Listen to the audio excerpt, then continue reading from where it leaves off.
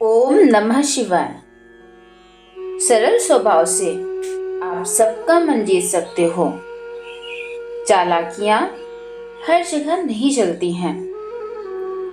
व्यक्ति का सरल स्वभाव उसको वहां तक पहुंचा सकता है जहां तक जाने के लिए लोग अपनी जिंदगी लगा देते हैं। आज की कहानी में आपको पता चलेगा कि सरलता से क्या हासिल कर सकते हैं। चालाकियां करने वाले लोगों को अंत में पछताना पड़ता है। ऐसे लोग अपना सम्मान गंवा देते हैं और ऐसे लोगों पर भी कोई भी व्यक्ति भरोसा नहीं करता। सरल स्वभाव से तो भगवान को भी पाया जा सकता है। सनातन धर्म में इसके अनेकों उदाहरण मौजूद हैं। जैसे भगवान श्री कृष्ण को सरल स्वभाव से भजने वाली मीरा, भगवान श्री राम जी का इंतजार करने वाली शबरी, जिन्होंने भगवान श्री राम जी को अपने जूठे बेर तक खिला दिए, ये सोचकर कि कहीं ये बेर भगवान को खट्टे ना लगे। ये सब सरल स्वभाव के कारण ही संभव है। जिन प्रभु को पाने के लिए ऋषि मुनि सालों तक तपस्या करते हैं, उन्हें एक सरल स्वभाव की भोली शबरी ने अपने सरल स्वभाव से बिना तप के प्राप्त कर लिया। और यही बात श्री रामायण जी में एक चौपाई के माध्यम से बताई गई है। निर्मल मंजन सो मोहि पावा, मोहि कपट छल छिद्र न भावा। भेद लेन पठुआ दसीसा, तबहु न कछु भय हानि कपीसा। इसका अर्थ ये है, जो मनुष्य निर्मल मन का होता है वही मुझे पाता है। मुझे कपट और छल छिद्र नहीं सुहाते।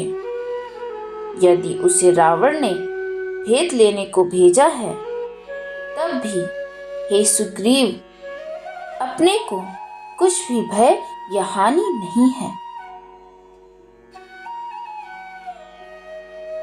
एक गुरु से ज्ञान वही विद्यार्थी ले पाता है जो सरलता का भाव रखता है, और जो व्यक्ति ज्यादा चालाकी बताता है, ज्यादा होशियार बनता है, वह ज्यादा कुछ हासिल नहीं कर पाता। बहुत समय पहले एक गांव में एक पंडित परिवार रहा करता था। उस परिवार में 4 सदस्य थे, माता, पिता और 2 लड़के। उनका जो सबसे छोटा लड़का था, उसका नाम गणेश था। छोटा लड़का जो था, उसका स्वभाव बहुत ही सरल था और वह बचपन से ही भगवान को अपने साथी की तरह मानता था।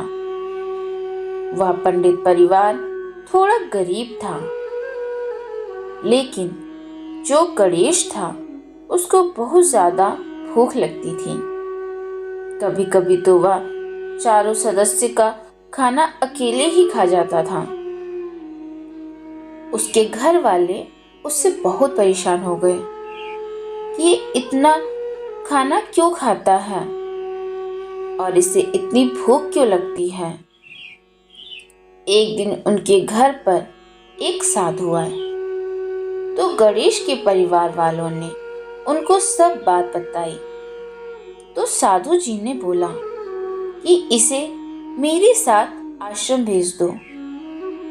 ये वहां पर साधुओं की सेवा भी कर लेगा और वहां अच्छे से भोजन भी कर लेगा।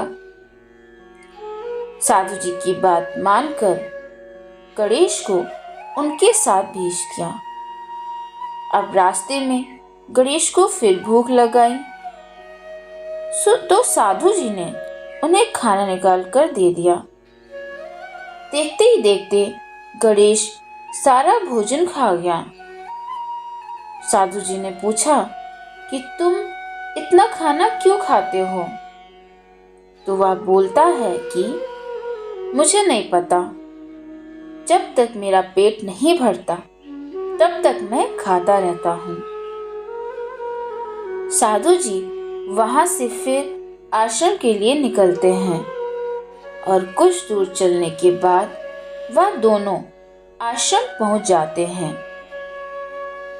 आश्रम में गणेश को खाना बनाने के लिए रख लिया गया और वह सबसे बाद में खाना खाता। ऐसे ही कई दिन निकल गए। एक दिन साधु जी ने गणेश से बोला कि आज खाना नहीं बनेगा। तो गणेश हैरानी से पूछता है, क्यों? साधु जी बोलते हैं कि आज रामनवमी है और इस आश्रम का नियम है कि यहाँ पर सभी लोग इस व्रत को करते हैं, तो सब रामनवमी का व्रत करेंगे, इसलिए हम सब लोग खाना नहीं खाएंगे, तो खाना बनेगा भी नहीं। गणेश साधु जी से बोलता है कि मैं तो भूखा नहीं रह पाऊंगा। तो साधु जी उससे बोलते हैं कि एक काम करो, आश्रम से कुछ ही दूर एक नदी है, उसके पास जाकर तुम खाना बनाना और भगवान श्री राम जी को भोग लगाना और भोग लगाकर फिर तुम भी खाना खा लेना। गणेश खाना बनाने का सामान बांधकर ले जाता है और नदी के पास जाकर नहा धोकर खाना बनाने को रेडी हो जाता है। गणेश को बहुत तेज भूख लगने लगती है। वह खाना खाने ही वाला था कि उसे साधु जी की बात याद आ जाती है कि पहले भगवान श्री राम जी को भोग लगाना है। अब वह भगवान को भोग लगाने लगता है और बोलता है, भगवान राम जी आइए और भोग लगाइए। बहुत समय निकल गया लेकिन भगवान नहीं आए। तो वह और सरल भाव के साथ बुलाने लगा। तो भगवान माता सीता से बोलते हैं कि ये कितना भोला भक्त है, चलो इस भक्त से मिलकर आते हैं। गणेश भगवान श्री राम जी और माता सीता जी को देखकर सोचता है कि मैंने तो सिर्फ भगवान श्री राम को बुलाया था, लेकिन ये माता सीता को भी लेकर आ गए और मैंने खाना तो सिर्फ 2 लोगों का ही बनाया है। अब गणेश भगवान से बोलता है कि आप भोग लगाइए। तो भगवान इस सरल भाव को देखकर प्रसन्न हो जाते हैं और पूरा भोजन खा जाते हैं और गणेश को आशीर्वाद देकर चले जाते हैं। गणेश को खाने के लिए कुछ नहीं बचता, तो वह भूखा ही रह जाता है। और जब शाम को आश्रम पहुंचता है तो साधु जी उससे पूछते हैं कि तुमने खाना खा लिया? तो गणेश बोलता है कि कहाँ से खा लिया खाना, भगवान जी आए थे माता सीता जी के साथ, पूरा खाना खा गए। तो साधु जी चौंक जाते हैं कि ऐसा थोड़ी होता है। साधु जी को लगा कि ये और खाना खाने के चक्कर में झूठ बोल रहा है। तो साधु जी गणेश से बोलते हैं कोई बात नहीं और उसे सोने के लिए बोल देते हैं।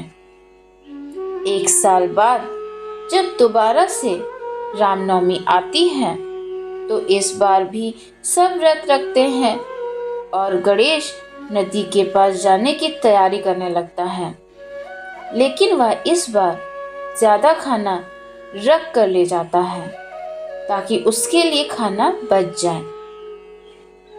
इस बार जब वह खाना तैयार करके भगवान को भोग लगाने को बुलाता है तो भगवान के साथ माता सीता और लक्ष्मण जी भी आ जाते हैं।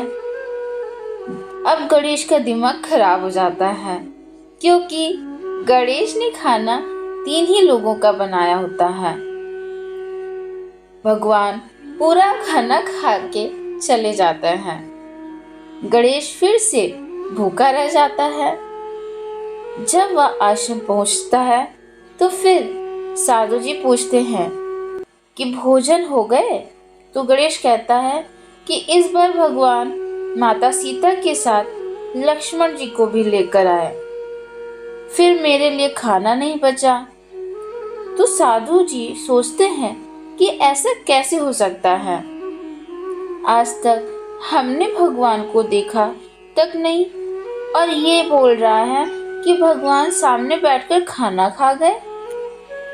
साधु जी को गणेश की बात पर यकीन नहीं हो रहा था, तो उन्होंने सोचा कि इस बात का पता लगाया जाए। साधु जी कुछ दिन बाद गणेश को फिर भगवान को भोग लगाने नदी के पास भेजते हैं। तो वह जाता है और फिर खाना तैयार करता है और भगवान को भोग लगाने बुलाता है। लेकिन उसे यह पता नहीं रहता कि साधु जी दूर से उसे देख रहे होते हैं। कुछ समय हो जाता है, फिर भगवान श्री राम जी माता सीता जी के साथ साथ लक्ष्मण जी और हनुमान जी को भी अपने भक्त के पास लाते हैं। इस बार गणेश ने 3 लोगों के लिए खाना बनाया था, लेकिन वह हनुमान जी को और साथ लेकर आ जाते हैं। तो गणेश भगवान श्री राम जी से बोलता है कि भगवान, आप पहले ही बता दिया करो कि किस किस को साथ लेकर आओगे। अब सारा भोजन खा जाते हो और मैं भूखा ही रह जाता हूँ।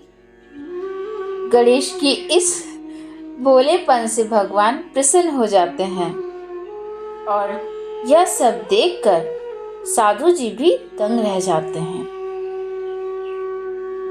और गणेश से बोलते हैं कि जिन प्रभु को पाने के लिए हम सालों तपस्या करते हैं, हमें तब भी दर्शन नहीं हो पाए, लेकिन तुम्हारे भोलेपन और सरल स्वभाव से भगवान को स्वयं भोग लगाने आना पड़ा।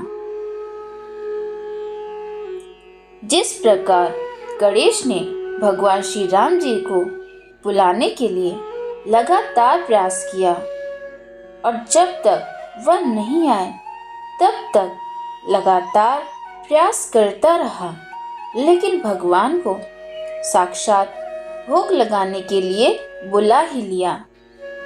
अपने सरल स्वभाव और लगातार प्रयास के द्वारा उसी तरह हमें भी अपने लक्ष्य के प्रति लगातार प्रयास करना होगा। जीवन में सफलता हो सकता है चालाकियों से मिल जाए, लेकिन दुनिया में अपना नाम अमर करने के लिए आपको अपने स्वभाव को बदलना होगा, अपने स्वभाव को सरल बनाना होगा, तभी आपको असली सफलता मिलेगी। भक्ति मार्ग में कौन सा परिश्रम है? इसमें न योग की आवश्यकता है, न यज्ञ, जप, तप और उपासना की। यहाँ इतना ही आवश्यक है कि सरल स्वभाव हो, मन में कुटिलता ना हो और जो कुछ मिले उसी में सदा संतोष रखें। धन्यवाद। ओम नमः शिवाय। जय श्री राम।